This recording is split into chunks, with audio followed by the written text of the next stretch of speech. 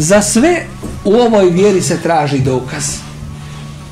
Je li čovjek govori od sebe to ili govori što ima jasan dokaz iz Kur'ana i sunneta Resula sallallahu alaihi wasallam.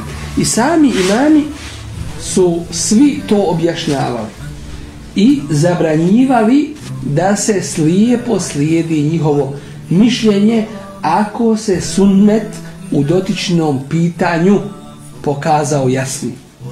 Vidjeli smo u trojicu imama, imami Šafiju, imami Ahmeda, imami Malika, šta su rekli u ovome pogledu. Isto je govorio imam Ebu Hanifa rahimahullah. Od njegovih riječi je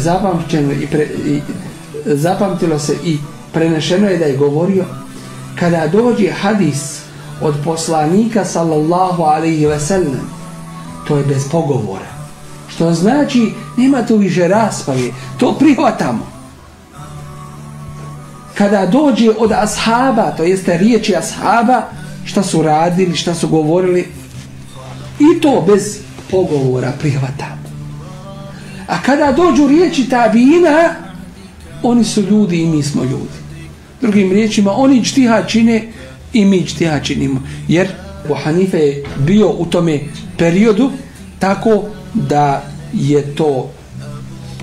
je ta generacija bliska njemu i dakle uzimamo Kur'an, sunnet i riječi ashaba kao šarijatske dokaze. Drugom prilikom je istakao i rekao kada nešto kažem, a Allahova knjiga kaže drugačije, ostavite ono što sam rekao, a uzmite knjigu uzvišenog Allaha tebareke ve taala. A onda mu neko reče, a šta ako tvome govoru proturiječe riječi ili riječ Allahovog poslanika sallallahu alaihi ve sellem? On reče, ostavite moje riječi, a držite se riječi Allahovog poslanika sallallahu alaihi ve sellem. A opet neko reče, a ako bude tvoj govor proturječio riječima ashaba? On odgovori, ostavite moje riječi, a uzmite riječi ashaba. Dakle, ovo je hanefijski mezheb. Onima kažemo koji hoće da kažu mi se držimo hanefijskog mezheba i mi smo na tome ustrajni.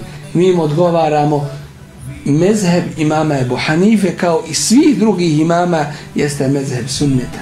Jeste mezheb slijeđenja šarijatskih dokaza. Kada se oni jasnim pokažu, nije dozvoljeno slijeđenje bilo čijih riječi o kome god da se radilo. I onaj ko bude čitao knjige islamskih učenjaka u pogledu njihovih mezheba, vi ćete vidjeti da sami njihovi učenici se u nekim pitanjima, nekim šarijatskim fetvama i meselama suprotstavljaju svojim imamima i svojim učiteljima. Zašto? Zato što njihovo slijeđenje nije bilo slijepo slijeđenje, već na osnovu dokaza. Pa kada mu se na osnovu dokaza pojasnilo, kada mu je postalo jasno da dokaz koji je koristio njegov učitelj, njegov imam u dotičnom pitanju nije jak i da ima jači dokaz ili suprotan onome što je on rekao, u tome slučaju će prihvatiti dokaz, a ostaviti riječi svoga učitelja i svoga imama.